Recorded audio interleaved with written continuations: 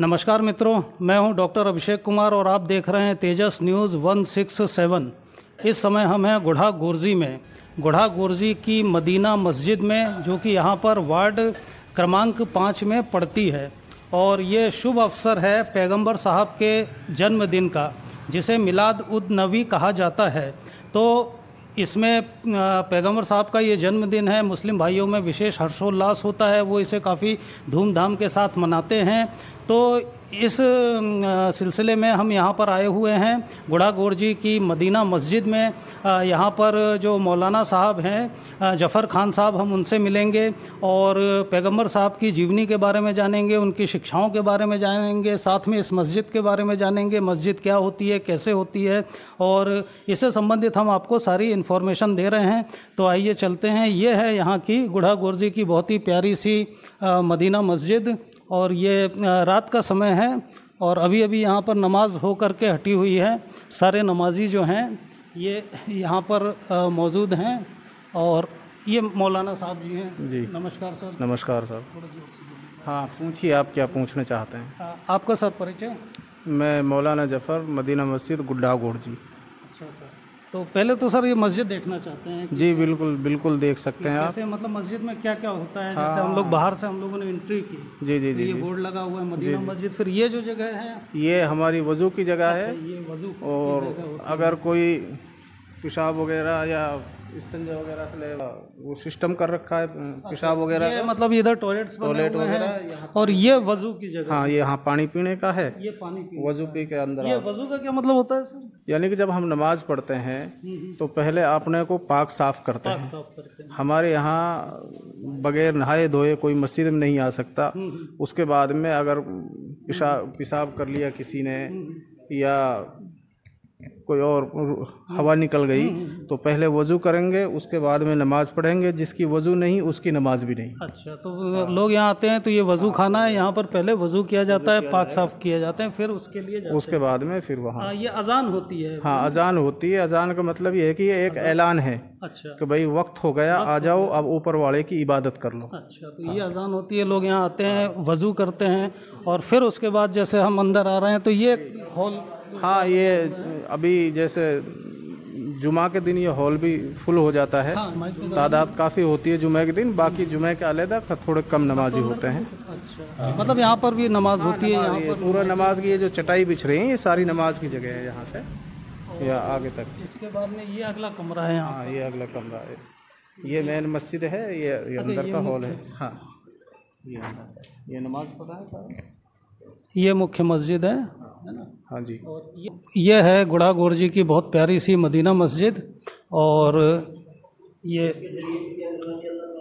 यहाँ पर ये शिक्षाएं दी जा रही हैं हदीस की, कुरान की। और ये चारों तरफ से एक बड़ा सा हॉल है जहाँ पर बैठ कर के नमाज अदा की जाती है। और मस्जिद में जैसा कि ये बिल्कुल खाली एक हॉल सा होता है, तो ये पूरा एक बड़ा सा हॉल है। जी जी। यहाँ पर बैठ कर के सब। हाँ, सब नमाज। ये इधर कुछ आसन वगैरह सा लगा हुआ है। हाँ, यहाँ मैं नमाज पढ़ाता हूँ। अच्छा, वो किताबें हैं हमारी, वो पढ़नी पड़ती हैं आज। हाँ, ये किताबें हैं, यहाँ में किताब पढ़ते हैं, कुरान पढ़ते हैं बैठ के। नमाज में वहाँ पढ़ाता हूँ। ये नमाज की दिशा से संबंधित? हाँ, दिशा काबे की तरफ नमाज पढ़ते हैं। तो अपने यहाँ से कौन सी पढ़ी? पश्चिम दिशा। हाँ, पश्चिम तरफ। पश्चिम दिशा में ये यहाँ से। और ये बोर्ड क्या है सर? ये नमाज के टाइम टेबल है इसमें। अच्छा, एक मिनट। सुबह जो सबसे पहले नमाज कितने वक्त की होती है? 5 वक्त की नमाज होती है। जो सुबह सबसे पहले नमाज होती है वो फजर की कहलाती है। अच्छा। तो ये हम 5:55 पे पढ़ते हैं। अच्छा। अजान होती है वो 5:10 पे। उसके बाद में फिर दोपहर का जो नमाज का टाइम है वो 2 बजे का है। और पहली सुबह की फजर की होगी। फजर की, उसके बाद में जोहर की। जोहर की। हाँ, दोपहर ये 2 बजे नमाज पढ़ते हैं। 1:40 पर अजान है। और फिर ये असर की? असर की है जैसे अभी 5:15 बजे नमाज पढ़ते हैं। 5 बजे। हाँ, फिर मगरिब की चौथी है। चौथी ये कितने बजे? ये अभी 6:35 पे टाइम है इसका। अच्छा, और अभी जो चल रही है ये ईशा की? हाँ, अभी ये ईशा की चल रही है आखिरी नमाज। 8:10 पे नमाज हुई, 7:55 पे अजान हुई इसका। और फिर उसके बाद में एक हफ्ते में जुमा आती है। आखिरी ये अच्छा। हाँ, ये हरा निशान है, ये जमात का टाइम है। और ये जो लाल निशान, ये अजान का टाइम है। और वो जैसे नमाज, एक नमाज का टाइम ख़त्म हो जाता है, दूसरी का है वो उधर का है, लाल वाला। ये अब आज पूरा इलेक्ट्रॉनिक सिस्टम हाँ, हो गया है, इलेक्ट्रॉनिक तो सिस्टम। इससे कोई कंफ्यूजन ना हो ये। नहीं, इलेक्ट्रॉनिक। हाँ, इलेक्ट्रॉनिक। हाँ। अच्छा, ये जुम्मे की नमाज जो सामूहिक नमाज होती है, जी जी जी जी। इसका कुछ विशेष महत्व होता है? ये जुम्मे को ही क्यों रखा गया है, या इसके? ये जैसे हफ्ते का सबसे बड़ा दिन होता है। जैसे आप हिंदू धर्म में ले लो, मंगल का वो होता है, तो इसी तरीक़ा से ये हमारे यहाँ जुमे का दिन सबसे बड़ा होता है, तो उसकी वो अलग से। तो इसमें सब सामूहिक नमाज होती हाँ, है? सामूहिक नमाज होती है। मतलब कम से कम सप्ताह में एक बार तो सारे मुस्लिम भाई आए, एकत्रित हों, और इसके पीछे का भाव वो है बस वही है कि बस इकट्ठे साथ में नमाज पढ़ें। और हाँ, आपसी भाई उसमें भी बहुत से फिर भी नहीं आते, हाँ, ऐसा नहीं है नहीं आते। ना आने वाले तो खैर, जबरदस्ती तो होती नहीं है किसी के साथ, खुशी। तो ये तो जुम्मे की नमाज हो गई। अच्छा, फिर ये जैसे महिलाओं का नमाज के बारे में क्या प्रावधान? महिलाएं घरों में नमाज पढ़ती हैं। अच्छा, महिलाएं घरों में नमाज पढ़ती हैं। मतलब वो मस्जिद आती नहीं है, मतलब आ नहीं सकती हैं, या फिर कुछ तो कोई वो मने नहीं होती, लेकिन मस्जिद में आना इसलिए मना है, या उनके लिए अलग से मस्जिद होनी चाहिए? अलग से वो, क्योंकि हमारे इस्लाम के मुझे ध्यान आता है कि शाहजहां ने अपने जो किला था उसमें महिलाओं के लिए एक अलग मोती मस्जिद बनाई। सऊदीया में भी जाओगे तो आप अलग ही मिलेगी। अच्छा, मतलब महिलाओं के लिए अलग मिलेगी, लेकिन यहाँ इतनी फैसिलिटी नहीं है, इसलिए वो घरों में पढ़ते। मतलब वो मस्जिद जा सकती है उनकी हाँ, महिलाओं का, वैसा कोई मना नहीं है, अलग मस्जिद। बस ये है कि अलग नहीं है उनका थोड़ा सा। अच्छा, मैं आ रहा था तो यहाँ मतलब जैसे कि आपको सब मौलाना जी कहते हैं, मौलाना जफर खान जी जी। तो जैसे मौलवी साहब कहते हैं, मौलाना जी कहते हैं, इसमें कुछ फर्क नहीं? मौल साहब और मौलाना जी तो एक ही होते हैं। बाकी इसमें एक डिग्री होती है, जैसे वो डिग्री के अलग अलग होती है। हाफिज की डिग्री होती है, कारी की होती है, मौलवी की होती है, मुफ्ती की होती है, ऐसी डिग्रियां होती हैं। अच्छा, तो ये मौलाना भी, बेचारे मौलाना भी बोल देते हैं बहुत से जी लगा के, और थोड़ी इज्जत बढ़ा देते हैं और ये मस्जिद की काफ़ी अच्छी व्यवस्था जैसे अब हो रही है। जैसे हमारे मंदिरों में क्या होता है कि दान होते हैं, दान पत्र होता है, तो इसकी आर्थिक व्यवस्था कैसे चलती है? आपस में मोहल्ले वाले ही चलाते हैं। जुमा के दिन लोग बाग आते हैं, वो कोई 10 रुपये, कोई 20 रुपये, कोई जैसे अपनी हैसियत के हिसाब से डाल के चले जाते हैं। ये है।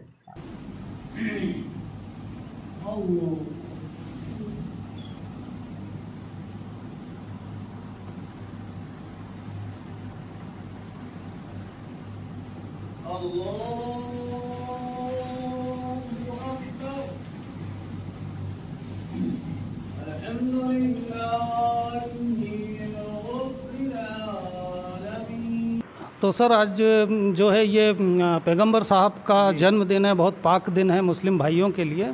तो पहले तो इसके बारे में जानना चाहेंगे कि ये कब होता है, क्या होता है इसमें? असल में ये हमारे उर्दू या अरबी के हिसाब से रबीउल अव्वल का महीना चल रहा है जी। और इस महीने के अंदर हमारे पैगंबर इस दुनिया के अंदर तशरीफ़ लाए, यानी पैदा हुए। और इसी महीने के अंदर इस दुनिया से तशरीफ़ लेके गए। तो इसकी एक तवारीख ये है कि दुनिया के अंदर 1,24,000 पैगंबर आए, हर कौम में आए, लेकिन ये आखिरी पैगंबर है, अंतिम पैगंबर। अभी इसके बाद में कोई पैगंबर आने वाला नहीं है। अगर कोई पैगंबरी का दावा करता है तो वो झूठा है। तो जिस वक्त ये आए थे, मक्का के अंदर पैदा हुए, तो उस वक्त तारीख मतलब आपने बताया, हाँ, तीसरा महीना पड़ता है शायद। तीसरा महीना, हाँ। तो उस वक्त में अरब ममालिक जो थे, इतना बिगाड़ था वहाँ पे कि उनके ऊपर कोई राज करने के लिए तैयार नहीं था। किसी का ऊँट, पहले बड़े कबीले या बड़ा जो ख़ानदान है, उसके ख़ानदान से पहले किसी का ऊँट अगर पानी पी गया तो उसी के ऊपर बरसों लड़ाइयाँ चलती थी कि आपका ऊँट कैसे। उस वक्त में इतना बिगाड़ था कि ज़िंदा लड़कियों को वो दफन कर देते थे। उनका ये मानना था कि हमारा कोई दामाद बनेगा। उस बिगाड़ के वक्त में पैगंबर आए। तो इनका जन्म कहाँ पर हुआ था? मक्का के अंदर। मक्का के अंदर। तो तारीख तो ये है ही है। हाँ, 9 रबीउल अव्वल पीर का दिन था, सुबह का टाइम था। और क्या इनके मतलब परिवार, माता पिता? हाँ, माँ का नाम आमना है और बाप का नाम अब्दुल्ला है, दादा का नाम अब्दुल मुत्तलिब था और कुरैश ख़ानदान से थे। कुरैशी। उस वक्त भी जो हज होती है हमारी मक्का के अंदर, और इस ख़ानदान के पास में चाबी थी। नहीं, फिर कहते हैं कि इनका बचपन काफ़ी शायद आर्थिक कष्टों और बाप जब माँ के पेट में थे उससे पहले ख़त्म हो गया, यतीमाना ज़िंदगी। उसके बाद में 7 साल के बच्चे को छोड़ के माँ भी इस दुनिया से चल बसी। फिर दादा थे, वो भी 1-2 साल के बाद में चल बसे। फिर चाचा थे, उसने परवरिश की, अबू तालिब। लेकिन जब नबी बने, जब ऊपर वाले ने पैगंबरी दी, तो वो भी चलते बसे। बहुत तकलीफ़ का दौर देखा, लेकिन दुनिया के सामने ये मिसाल पेश की। ये इल्हाम जिसको कहते हैं, इनको ज्ञान की जो प्राप्ति हुई थी, ये जितने भी नबी दुनिया के अंदर आते हैं उनको गैबी इल्म होता है अल्लाह की तरफ से, और फरिश्ता जो होता है वो इनको ऊपर वाले की तरफ से पैगाम ला के देता है। तो ये मक्का की बात है। मक्का की जो हमारा कुरान है ये आसमानी किताब है, और आसमानी किताब 4 किताबें हैं, ये नहीं कि हमारी है। उससे पहले भी तौरात है। मतलब पहले तो ये घटना जो इल्हाम की है, ये किस सन की होगी? ये आज से 1450 साल पहले। फिर इनको इल्हाम की प्राप्ति हुई, ज्ञान की प्राप्ति, ये एक गार था, वहाँ जाके अकेले इबादत करते थे। हाँ, वहाँ पे, और वहाँ से वो जो काबा है वो नज़र आता था, और रात दिन ऊपर वाले का ध्यान लगाते थे। तो जो पहली कुरान की आयत उतरी, तो ये वहाँ गार में ध्यान लगाए हुए बैठे थे। तो फरिश्ता आता है, उसने कहा पढ़। तो ये पढ़े हुए नहीं थे दुनियाई एतबार से, तो इसने कहा कि मैं तो पढ़ा हुआ नहीं हूँ, मैं तो कुछ जानता ही नहीं पढ़ाई के बारे में। फिर दोबारा ज़ोर से दबाया उसने। तीसरी बार फिर कहा, तो सबसे पहले जो कुरान की आयत उतरी है वो इक़रा बिस्मि रब्बिकल्लज़ी खलक़, ये आयत उतरी है। इनके इल्हाम की बात हो गई। फिर इन्होंने प्रचार इसका मक्का में। उसके बाद में फिर ये इसकी जो बीवी थी हज़रत खतीजा, वो बहुत पढ़ी लिखी थी उस वक्त में। जो मैं 4 किताबों की बात कर रहा हूँ, तौरात एक आसमानी किताब है, उसकी जानकार थी, पढ़ी लिखी थी, मालदार थी, पैसा वाली थी। इसने सारा वाक़या सुनाया, तो उसने कहा कि आप तो भले आदमी हैं, भूखों को खाना खिलाते हैं, गरीबों का ख्याल रखते हैं, आपके साथ में कोई ऊपर का असर जिन भूत प्रेत का नहीं हो सकता, आप ज़रूर बहुत ऊंचे इंसान हैं। तो फिर वो उस वक्त में एक बहुत बड़े राहिब थे, ये तौरात का पढ़े लिखे, उसके पास में गए, तो उसने पहचान की आप तो आखिरी पैगंबर हैं, और मैं अगर उस वक्त में ज़िंदा रहा तो मैं भी मुसलमान बनूंगा आपके हाथ में। उसने ये बात कही। और फिर ये सारी घटनाएं मक्का की हो गई। फिर मदीना का 13 साल तक इसने मक्का के अंदर दावत दी, 13 साल तक। उसमें जो सबसे पहले जो मुसलमान हुए वो इसके दोस्त भी हैं और पहले खलीफा भी हैं। हमारे नबी चलता रहा, लेकिन मुखालिफ बहुत ज़्यादा हो गए मक्का के अंदर। फिर ये मदीना तशरीफ़ ले गए, मदीना वालों ने इस्तिकबाल भी किया और बढ़ चढ़ के हिस्सा भी लिया। फिर वहाँ से पूरी दुनिया के इस्लाम की स्थापना मक्का से है कि मदीना से? नहीं, स्थापना तो मक्का से हुई है, लेकिन मदीना फिर मरकज़ बन गया। मदीना इनका उन लोगों ने अपना लिया, और अपनाने के बाद में पूरी दुनिया के अंदर फिर इस्लाम फैलाया उन लोगों ने। इनकी वफ़ात भी इसी महीने में हुई है, 12 वफ़ात। हाँ। कितने वर्ष की आयु? 63 साल की उम्र रही है।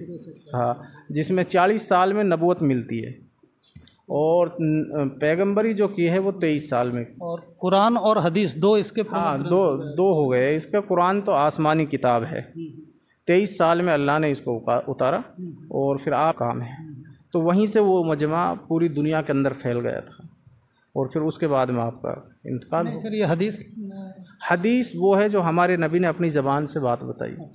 हाँ, और कुरान आसमानी, मतलब पैगंबर साहब की जो शिक्षाएं हैं वो हदीस है, और कुरान आसमानी है। ये सारी चीज़ें। तो इसी का ये एक खुशी का महीना होता है। ये एक खुशी का महीना भी है, गम का महीना भी है। हाँ, दोनों ही हो गए। उनका आना भी हुआ, जाना भी हुआ। लेकिन खुशी का इसलिए है कि उस वक्त मैंने शुरू में कहा कि मक्का के अंदर जिंदा लड़कियों को दफन करते थे, और फिर उन्होंने एक ऐसी मिसाल पेश की कि एक दूसरे के बगैर वो खाना नहीं खाते थे, एक दूसरे के बगैर वो पानी नहीं पीते थे। भाईचारा इतना मुख्य रूप से, मतलब पैगंबर साहब की शिक्षाएं हैं क्या मुख्य रूप से यह है कि दुनिया के अंदर अच्छाई फैलाओ, बुराई से लोगों को रोको, झूठ से रोको, चोरी से रोको, गीबत से रोको। कोई भाई तकलीफ़ नहीं पाए, उसमें कोई वो नहीं है कि भाई मुसलमान की मदद की जाए, हर इंसान की मदद की जाए, जो तकलीफ़दा है उसकी मदद की जाए।